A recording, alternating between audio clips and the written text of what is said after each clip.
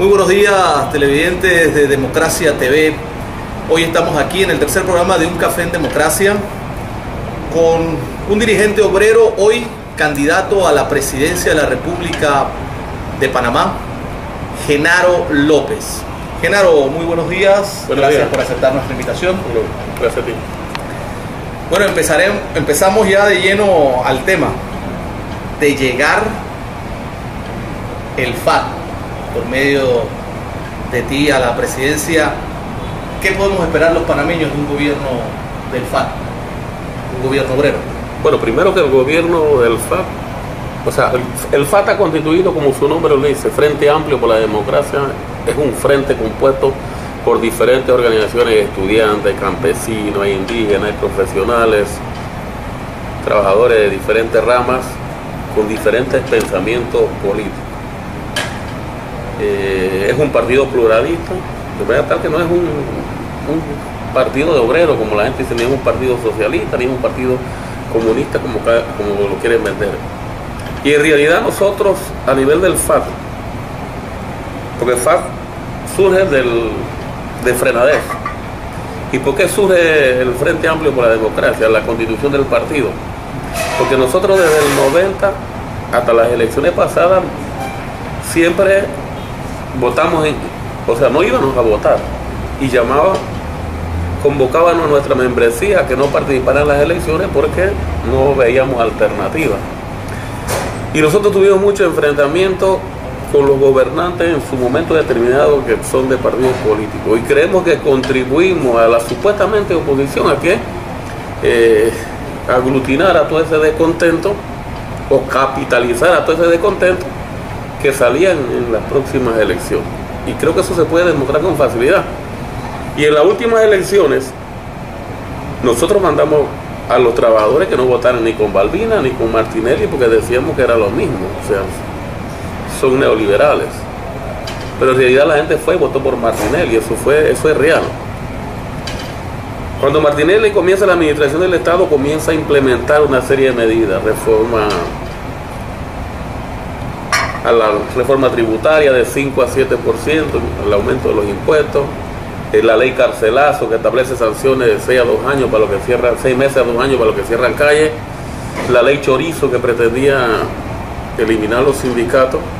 Para esa fecha se arrestaron a 234 trabajadores en Avenida Balboa y fueron, sin procesarlo, lo llevaron para la joyita. Ahí surgió el cuestionamiento de parte de los trabajadores contra Suntra.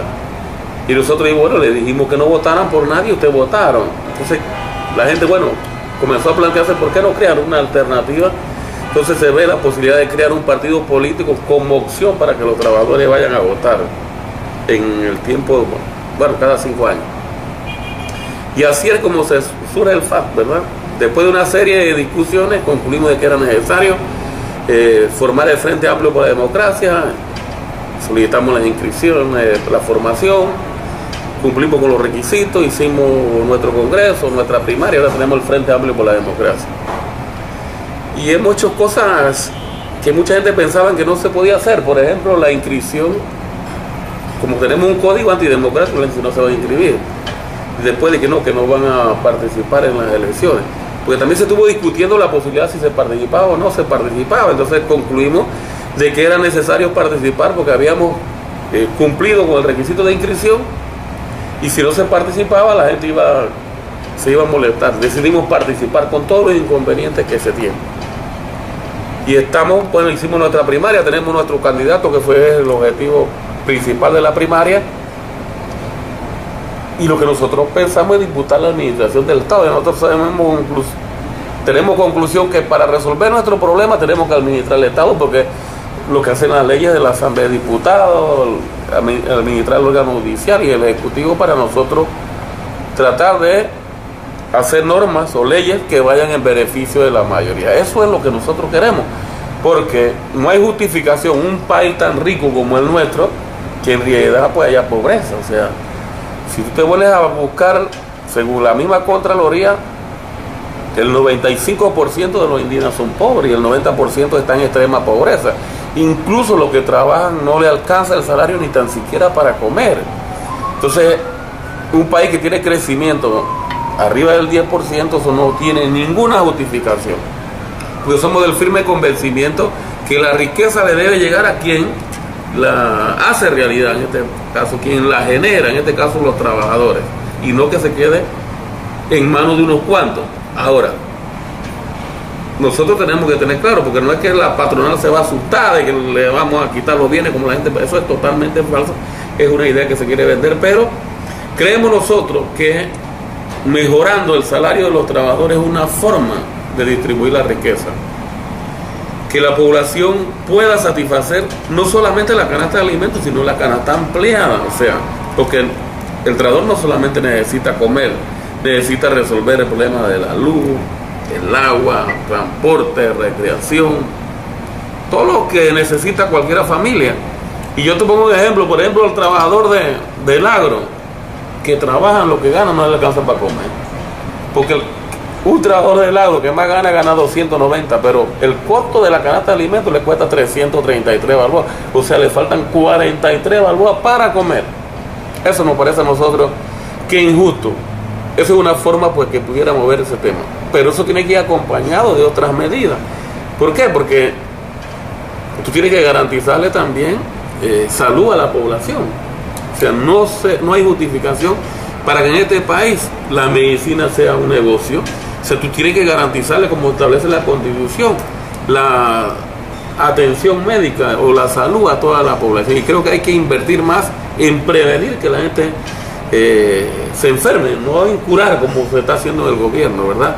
Eso nos parece a nosotros que hay que resolver ese problema, que es un tema fundamental, porque si tú trabajas, pero tienes la seguridad social garantizada en el aspecto de salud, definitivamente pues eso te va ayudando a mejorar tus condiciones de vida. Igual el tema de la educación, aquí hay que hacer una transformación en el tema de la educación, porque en realidad la educación, no hay un plan de educación que responda al pueblo panameño.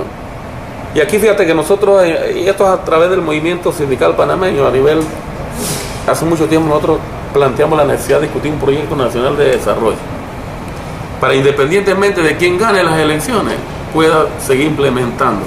Pero un plan de desarrollo discutido con todas las fuerzas sociales del país, que si gana el FA sabe que tiene que impulsar ese proyecto, si gana Cambio Democrático tiene que impulsar ese proyecto discutido, pero los candidatos o los partidos políticos cuando ganan las elecciones, ellos dicen, no, a mí me nombraron para que yo imponga mi proyecto político, imponen sus medidas que afectan a la población con su agenda oculta que ellos tienen, pues tienen agenda oculta. Y aquí es importante aclarar eso, porque la gente dice, no, que ustedes tienen agenda oculta. Nosotros no tenemos agenda oculta, nosotros hemos dicho lo que vamos a hacer. Pero yo te voy a mencionar algunas agendas ocultas de los diferentes partidos. Por ejemplo, el PRD nunca dijo cuando en campaña que iba a modificar el Código de Trabajo, él nunca dijo eso, ni que iba a reformar la seguridad social, ni que iba a eliminar las jubilaciones especiales de las enfermeras y los educadores. Esa era parte de su agenda oculta que tenía. Pero también lo hizo Martinelli. Martinelli no dijo en su campaña que iba a votar empleados públicos. Según FANACEP, votó más de 30.000 trabajadores del sector público. En el gobierno del FA no va a pasar eso. Independientemente del partido que esté inscrito, ese funcionario, siempre y cuando cumpla con su función, él tiene derecho a mantener su puesto de trabajo. Lógicamente que no vamos a permitir botellas, ni vamos a permitir que un funcionario no cumpla con el deber que le corresponde. Pero así va a ser. Entonces eso es importante que la población lo comprenda. Martinelli no dijo que iba a implementar la ley Chorizo, que pretendía eliminar los sindicatos, ¿verdad? Y reformar el Código de Trabajo, porque hay reformas en esa ley que se trató de imponer, ni que iba a haber una represión con la población en el caso de los indígenas, con el Código Minero, en caso de Boca del Toro, con la ley Chorizo, en caso de Colón, cuando quería vender las tierras de zona libre. Esas son sus agendas ocultas que tienen y que no la dicen, porque si ellos dicen eso en su campaña, nadie va a votar por él.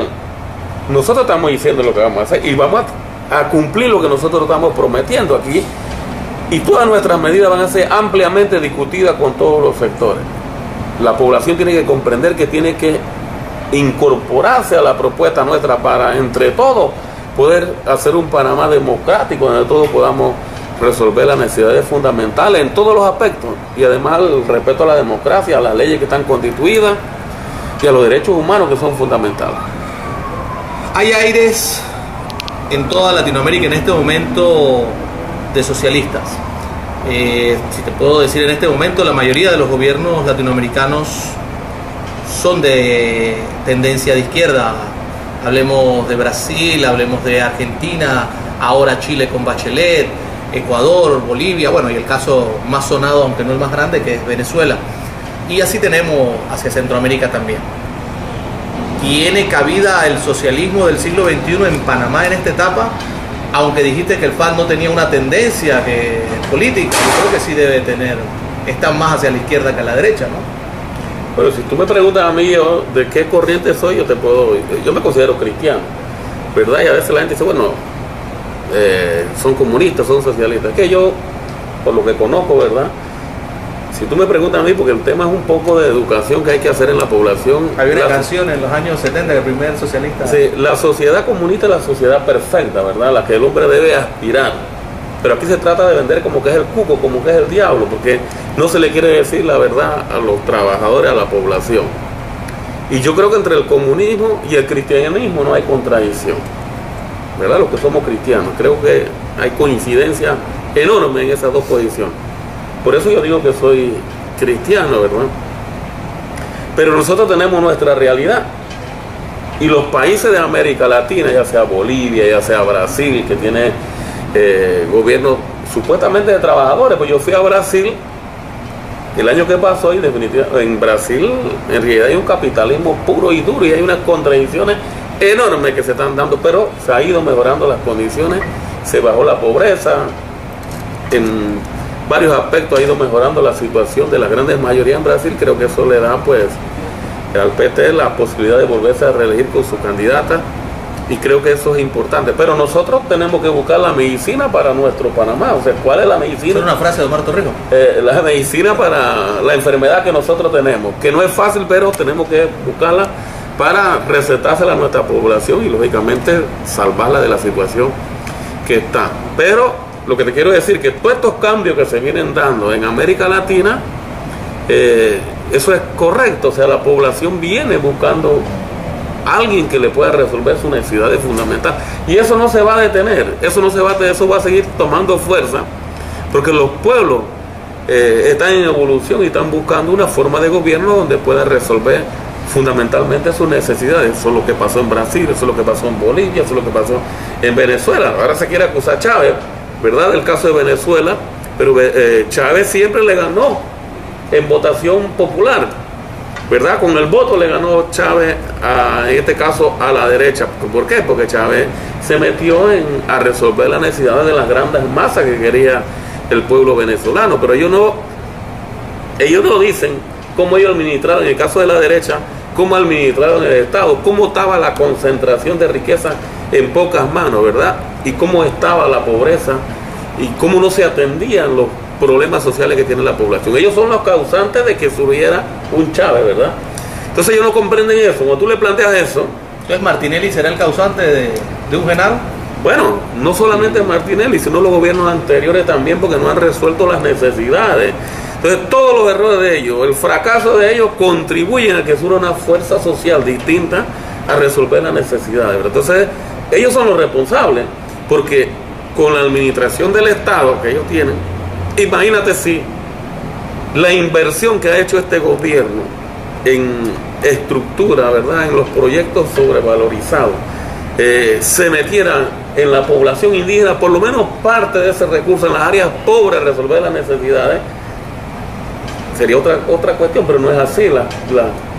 Los indígenas siguen pobres, y aquí no solamente en áreas apartadas, sino aquí alrededor, en San Miguelito, en Curundú, no pagan el cambio ese de vivienda que antes eran de madera y ahora son de concreto, son apartamentitos chicos. No es que su situación ha variado, o sea, la situación sigue grave todavía de pobreza, de gente que no tiene para comer, gente que no tiene para mandar a sus hijos a la escuela, producto de que los salarios son muy bajos, las escuelas, bueno, tienen toda clase de problemas, las capas sociales, y ese problema hay que atenderlo. Entonces ese es lo que el FARC aspira, ¿verdad? Ahora, nosotros somos del criterio de que nosotros tenemos que construir poder popular, o sea, organizar a todos los sectores. Este país no está organizado.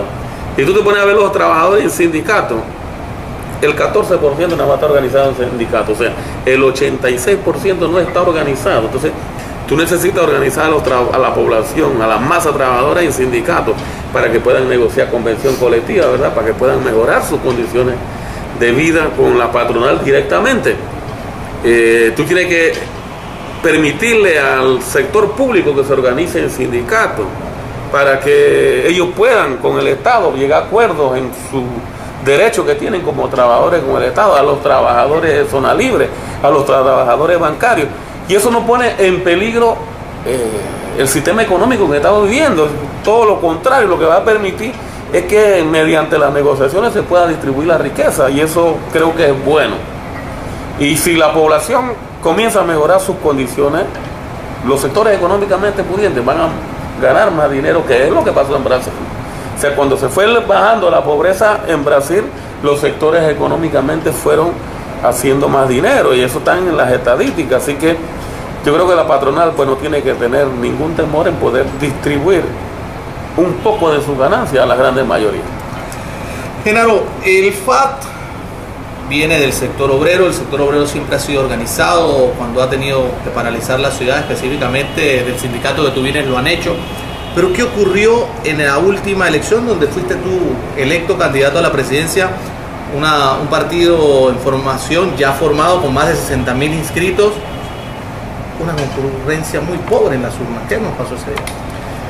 Bueno, mira, nosotros legalmente inscribimos un poco más de 82.000. Cuando se hizo la depuración quedamos en 65.000, un poco más, un poco menos. Y en realidad nosotros, es un mundo nuevo para nosotros. O sea, una cuestión está en sindicatos, otra cuestión está en un partido político con trabajadores o miembros del Frente Amplio por la Democracia que están en todos los corregimientos del país, en los 648, creo que son un poco más de corregimientos tenemos membresía, en unos corregimientos más y en otros menos, porque el estilo de inscribir de nosotros era en lugares donde había mucha concurrencia. De repente alguien pasaba que venía ahí de un corregimiento bien distante, escuchaba los planteamientos y se inscribía. A otros fueron de sectores de los trabajadores de la construcción, que hay un gran porcentaje también que se inscribieron, pero tuvimos problemas con los recursos. O sea, nosotros como partido político tenemos derecho a utilizar el mismo recurso que utiliza cualquier partido constituido. $1.000.000 creo que era. Para la primaria 1.148.000, un poco más, un poco menos, que eso tiene que ver con viáticos para los que están en la campaña, y tiene que ver con propaganda. La mayor parte se tiene que destinar en propaganda, pero el tribunal no te da el dinero. O sea, el tribunal te comienza a reembolsar después del 4 de enero, ¿no? Te das una certificación. Con eso nosotros fuimos a instituciones bancarias a solicitar un préstamo Al sector capitalista. al sector capital. Hay que ir, no hay otra alternativa que te presten, pero te cobran intereses. Pero además el tribunal electoral te tiene que avalar el acuerdo que tú hagas. Todo eso, entonces nosotros se nos dio el dinero, fue el miércoles de la misma semana, o sea, no teníamos los recursos.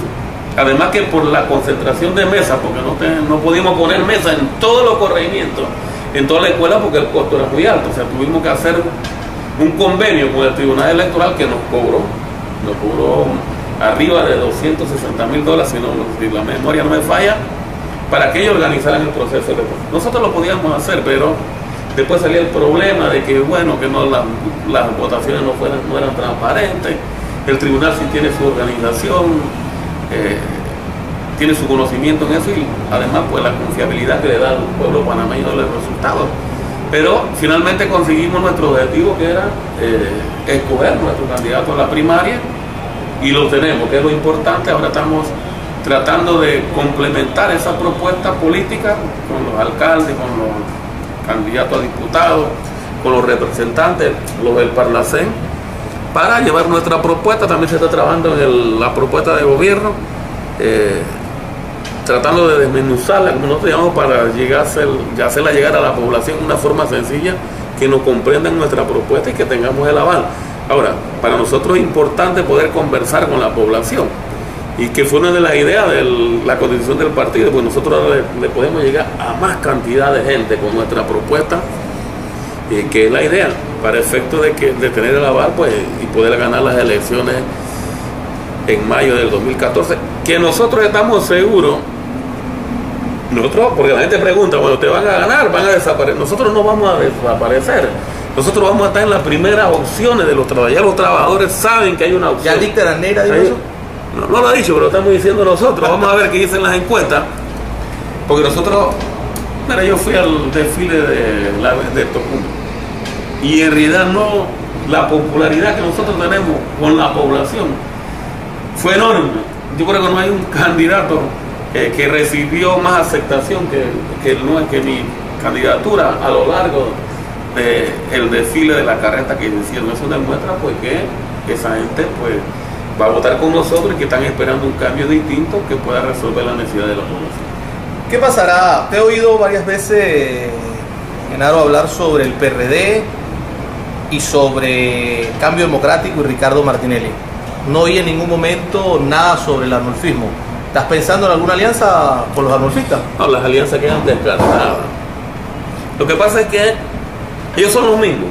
Martinelli, Cambio Democrático.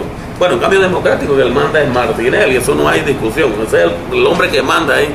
Porque ahí lo que dice Martinelli es lo que se hace. Ahí no hay discusión de la estructura del partido, porque me parece que eso está mal. Las estructuras del partido son los órganos de gobierno y tienen que decidir. PRD y los panameñistas. O sea, los panameñistas eran parte de este gobierno y estuvieron impulsando. La ley Carcelazo estaba en ellos. Y ellos avalaron la represión de Boca del Toro con la ley Chorizo. Hay 56 trabajadores que perdieron una vista, hay 3 ciegos. El gobierno reconoce que hubieron 2 asesinatos. En Changuinola dicen que hubieron 8. Y en Changuinola se habla de guerra. Pero también la represión que recibieron los indígenas acá cuando se oponían al Código Minero. El gobierno, ahí estaban los panameñistas. Igual en otra serie cuando se aumentó de 5 a 7%, ahí estaban los panameñistas y avalaron ese proyecto. Por sus pugnas internas, ahora ellos están cuestionando al gobierno de Martínez. Son lo mismo. O sea, nosotros tenemos perfectamente claro eso. Ahora, igual el PRD, o sea, ¿quiénes son los causantes del abandono del agro? Todos estos gobiernos que no han atendido con la especial atención que se necesita del agro. Eliminación de aranceles, la eliminación de la regulación de precios, los tratados de libre comercio, todo eso van llevando a que los productores nuestros no puedan competir con las grandes transnacionales que además están subsidiadas, ¿verdad? Y tienen mejor tecnología, nosotros no podemos competir. Entonces, al agro hay que dedicarle una especial protección, pero ellos son los causantes. Ahora ellos dicen, no, que le vamos a dedicar especial atención. Yo decía la vez pasada que el Estado como Estado, para que el alimento le llegue mejor a la población, incluso puede dar los préstamos sin intereses, solo garantizar que lo que se presta vuelva al Estado, ¿verdad? Con la garantía esa, para que la comida se le pueda vender más barata al pueblo panameño, eliminar la cantidad de intermediarios, o sea que la venta sea más directa entre productor y consumidor, de manera tal que eso sí ayudaría a poder vender, en caso del agro, pues los alimentos más baratos. Pero a la pregunta tuya son los mismos, o sea, nosotros estamos conscientes de eso. Ahora, bueno, tienen su pugna también en lo interno, que es un problema que ellos tendrán que resolver, pero creo que en realidad debilitan. La alianza no va a haber alianza con ninguno de esos partidos políticos, tú de eso puedes estar seguro. Nosotros vamos solos. También se quieren vender ideas de que el partido gobernante contribuyó a eso. Eso es totalmente falso. Eso desde hace tiempo hay una corriente. Esa era una de las preguntas que tenía, pero bueno, qué bien que las contestas, ¿no? Ahora mira, hay una... Se dice que lo inflaron, que salían de Cambio Democrático cada mes 7.000 y se inscribían 7.000 en el FAT. Esa es una vieja idea que quiere vender algún sector del PRD específicamente, y los anuncistas. Dice que el gobierno nos estaba financiando para que nosotros inscribiéramos al partido. Eso es totalmente falso. Porque ellos quieren que nosotros salgamos a la calle todos los días a pelear y a hacer. Nosotros salimos cuando tenemos que salir, tenemos nuestros problemas. El año pasado, el 26 de octubre, nosotros salimos contra la ley 72 que quería vender, y ahí pues se concretó y el gobierno rechazó, derogó la ley 72. Pero también el gobierno ese mismo día infiltró bandas dentro de las manifestaciones para que la población, en caso de los trabajadores, no pudieran llegar a la asamblea de diputados, y lo que estaba programado era rodear la asamblea de diputados para efecto de que derogaran la ley. Pero bueno, hubo la infiltración, el saqueo que dieron las bandas estas organizadas por el gobierno específicamente, y después se le trató de achacar eso a los trabajadores de la construcción. Bueno, hay toda clase de acusaciones que se hacen, pero lógicamente nosotros entendemos que el sindicato Suntra es un sindicato organizado, es el sindicato que tiene capacidad, están a lo largo de todo el país, ¿verdad? Y tiene un poder de convocatoria, y eso se ha construido gracias al esfuerzo de los trabajadores y sus dirigentes, y lógicamente que esa fuerza tenemos que saberla administrar. Hablas de que no va a haber alianza con los partidos tradicionales, pero es cierto que existe ahora una buena oferta o una gran oferta de independientes, entre los cuales hay uno que ha manifestado durante toda su vida profesional y política, hace 10 años para acá o 15 para acá, su inclinación hacia la izquierda, Jované. ¿Habrá alguna alianza? ¿Podría ser el vicepresidente de Genaro López? Bueno, el vicepresidente todavía no se ha decidido, y eso lo tiene que decidir la estructura, porque la gente piensa que yo puedo decidir quién va a ser el vicepresidente. No, eso es un tema que tiene que discutir las estructuras de un partido, porque tenemos que respetar eso, es importante. O sea, tú no puedes crear incertidumbre o roncha con las estructuras del partido. Tiene que ser discutida, tiene que ser avalada, si va a ser mujer, si va a ser hombre, quién va a ser, quién es la más potable. Pero ese es un tema. En cuanto al profesor tú que manifiesta, podrá haber conversación, no sé cuál es su intención. Ellos eran parte de Freneso, se retiraron porque ellos quisieron formar un partido político antes de que hubieran las condiciones. Nosotros estuvimos en contra de eso, pues decidimos formar partido cuando creíamos que teníamos las condiciones, y creo que lo estamos demostrando en el momento específico que inscribimos el partido, que lo hicimos, pues y tenemos nuestra propuesta. De llegar a la presidencia, Genaro, y es una pregunta que me acaba de llegar a la mente, recuerdo ahora al presidente de Uruguay en este momento, ¿sería Genaro parte o reflejo de este presidente que llegando a la presidencia sigue viviendo en su casa donde siempre estuvo, o pasaría Genaro a la nueva élite de los políticos de este país en nuevos carros y carros grandes, escoltas, choferes, ese mundo del cual Genaro no ha pertenecido, pero dice que el poder corrompe? Bueno, yo soy un trabajador, un obrero que ha trabajado todo el tiempo en la construcción, y mi obligación es llegarle a la grande mayoría, vivir con ellos, ¿verdad? Y en realidad, pues, el ser humano solo necesita que le garanticen educación, vivienda, trabajo, salud y recreación. Después que tú tengas eso, tú no necesitas grandes fortunas, ¿verdad? En realidad no aspiramos a vivir en la élite esa de los poderosos, para nada. Entonces, de eso tú puedes poner la firma hoy, ¿verdad? De manera tal que nuestra actitud va a ser siempre como la que hemos actuado. Yo vivo ahora en la 24 de diciembre, porque alguna gente pensaba y creía, la vez pasada, déjame contarte algo que me pasó. Yo estaba en la 24 de diciembre, en la mañana, comprando unos chances ahí, y me veo un me saluda, y tú, ¿y desde cuándo estás por aquí? ¿Qué haces por aquí? No, yo vivo aquí en la 24. Y tú no vives en Costa del Este. Y digo, tú estás más loco. En la 24 de diciembre. ¿Seguirás en la 24 entonces? Sí, en la 24, sí, como no. En la 24 voy a seguir ahí, con los problemas que hay, pero bueno. Porque el problema de la delincuencia y las áreas peligrosas es producto de la sociedad, o sea, ellos no tienen la culpa, o sea, lo que hay es que crear programas, ¿verdad?, de que la juventud no sea presa de la delincuencia, y eso es lo que hay que hacer política perfecto, de crearle bibliotecas, centros deportivos para que la gente pueda hacer deporte, haya más entretenimiento con la población del deporte para efectos de salvar la juventud de la delincuencia, y eso se va a mejorar de acuerdo al programa de gobierno que tú tengas. Si las condiciones de vida de la población se siguen agravando, irá aumentando la delincuencia. Eso es real, así que pues nuestro objetivo es combatir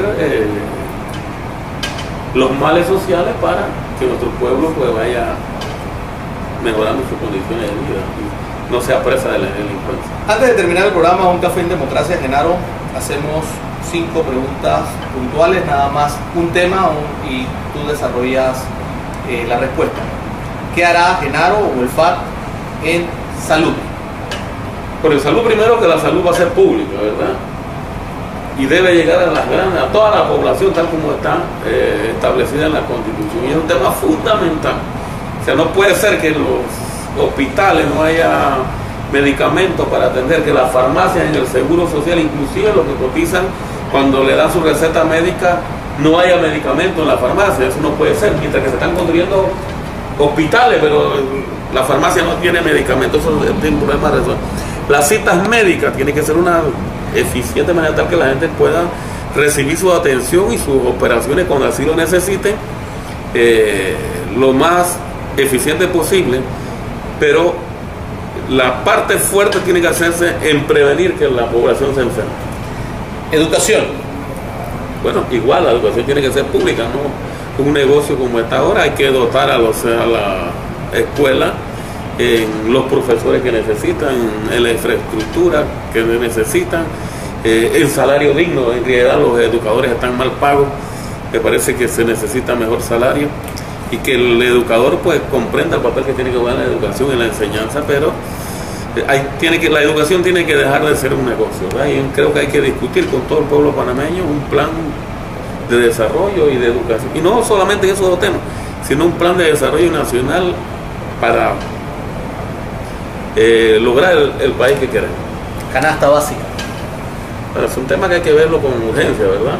Hay que tener oficina de control de precios, por lo menos a los artículos de primera necesidad. La gente cuestiona, pues dice que los tratados que hay con las organizaciones internacionales, los acuerdos, pero ¿cuál es el papel del Estado? El papel del Estado no puede permitir que los comerciantes todos los días aumenten los precios, los artículos de primera necesidad. Por lo menos tiene que haber un control. Algo te unió de nuevo, compadre, el control de precios. No. Y por otro lado, la atención al agro, producir lo que nosotros consumimos. Aquí es lo que nosotros llamamos no hay seguridad alimentaria porque no estamos produciendo lo que consumimos. Entonces hay que dedicarle más recursos, más tecnología al agro a efecto de producir lo que consumimos, y eso puede abaratar el costo de los alimentos. Seguridad. Bueno, la seguridad es un tema. Hay que derogar la ley 74 y hay que profesionalizar a la policía, a todos los estamentos de seguridad, porque no puede ser ahora todo el mundo tiene temor, ¿verdad? Incluso vi una carcamonía que tiene tiene una pistola ahí y eso va en contra de la policía. No me dispare. O sea, eso no puede ser. O sea, la gente. Te dispararon, ¿no? ¿Tú fuiste víctima en esto? Yo fui víctima, sí, con mi familia. Eso fue difícil. Eso fue el 27 de octubre. Fue una situación muy difícil. Eso no debe pasarle a nadie. Pero hay que profesionalizar la policía, que la población se sienta con toda la confianza cuando ve un policía, y lógicamente hay que convertir, porque nosotros entendemos que dentro de las instituciones hay problemas serios de controles, inclusive de bandas que están de tumbadores, que es un tema pues que tiene que verse con mucha seriedad. Yo a veces me pongo a observar en la cárcel, entran a la cárcel hay revólver, hay droga. ¿Quién introduce eso?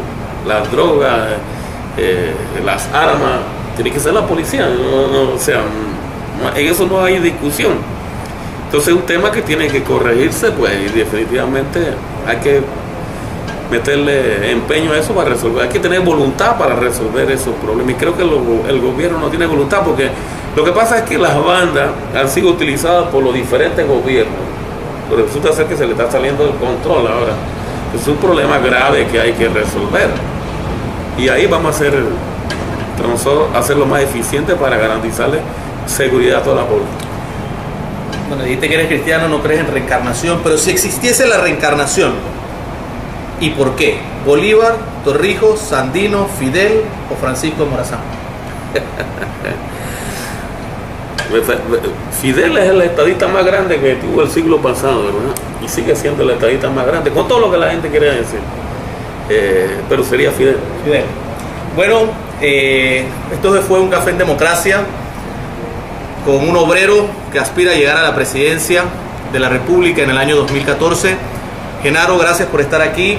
Te dejo las cámaras abiertas, un último mensaje a todos los lectores y a todos los televidentes de Democracia TV. Recuerde, www.democraciapanamá.com es el periódico abierto a todas las corrientes políticas. Genaro.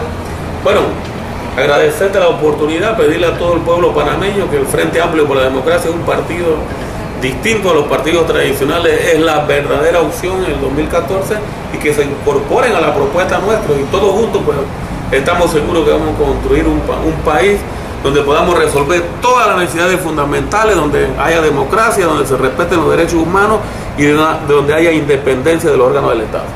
Gracias a todos, esto fue Un Café en Democracia.